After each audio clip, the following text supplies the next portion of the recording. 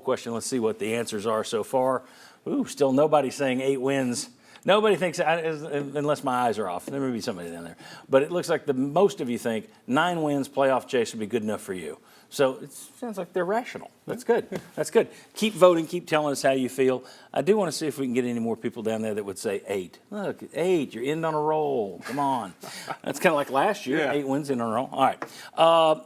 Ollie, you played for Jeremy Pruitt to start. Then you played for Josh Heupel. You and I had dinner a couple weeks ago, and you told me something I thought was interesting that really sums everything up about what the change was in that program.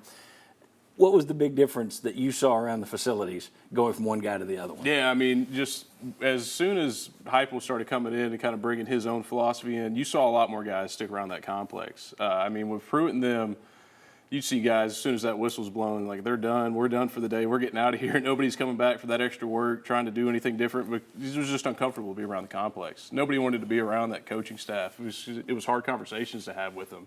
Every time you talked to them, you didn't know if you were going to get yelled at or if they were going to tell you something that you didn't really want to hear.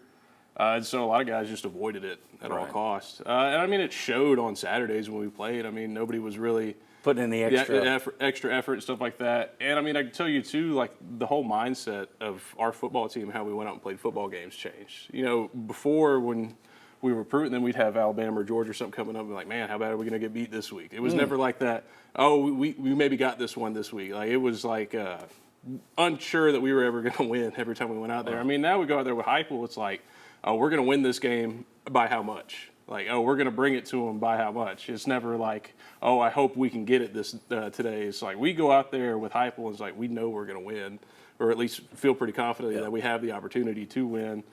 And, I mean, I don't know what caused that. I think it had to deal a lot with just guys not feeling like they had the buy-in from the coaching staff that they were asking of us during that time.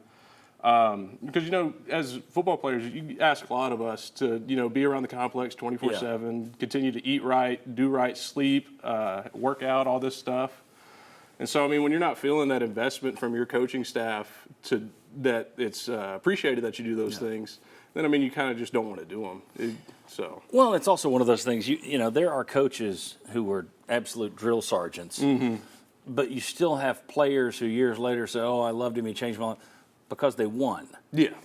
If you're the drill sergeant and you don't win, nobody's going to hang around. No one wants to deal with you.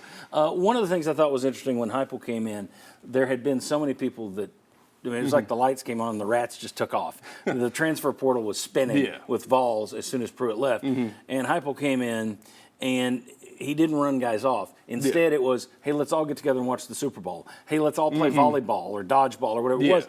All these team-building activities. And we wondered on this show whether or not, one, that's just because, you know, that's fake. Because he knows he can't afford to lose anybody. He's going to give them love because everybody else is flown. He doesn't want anybody else to take off. So he can't do the traditional new coach comes in, puts the team through hell, runs off his guys.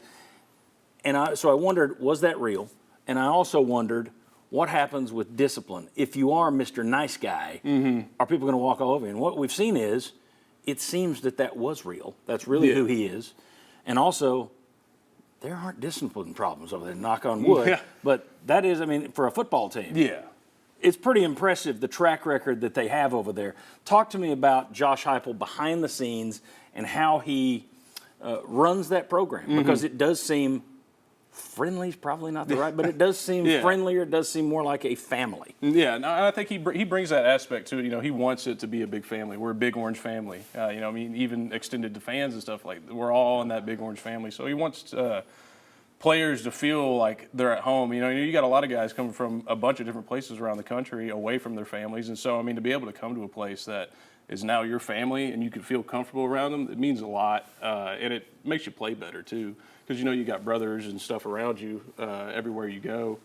I think one of the big things that you said, you know, it wasn't fake when he came in. You know, as most of us have been through coaching changes, you realize that when that new coach comes in, they're trying to run everybody out so they can bring their own guys in. And, I mean, obviously we lost a ton of people. And I think what Coach Heupel realized is that the people that stayed actually cared about the University of Tennessee and wanted to be there for the betterment of the university.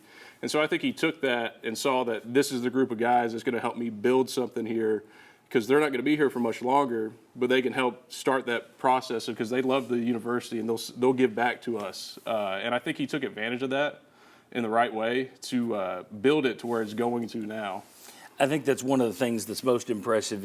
You can see this in the really good coaches. In basketball here, you've had, over the years with all the basketball coaches Tennessee had down through the years, there were guys that would say, well, when I get my guys in here. And then you had a Bruce Pearl, you had a Rick Barnes that just immediately came in and said, oh, no, these are our guys. Yeah.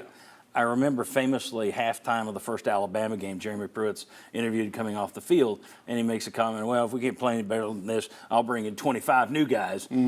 And I was like, okay, you're a schmuck, and you're not going to last here because you're not going to have the time to out-recruit Alabama. Whereas Heupel seems to be, that's a heck of a statement, that he was a guy who said, oh, no, you're my guys. Yeah. So that's impressive. Tell you what, Ollie, hang around right here. We're going to bring out Kevin Simon next, and we're going to tell you, we got much more to come. We're going to do Team Sunshine. We're going to do Team Rain Cloud. We're going to tell you what we think a successful season would be. But next, I want to tell you more about our Saturday show, which starts this week. Kevin's going to join us because he and Ollie are going to be co-hosting the thing. Come on back on the Sports Source.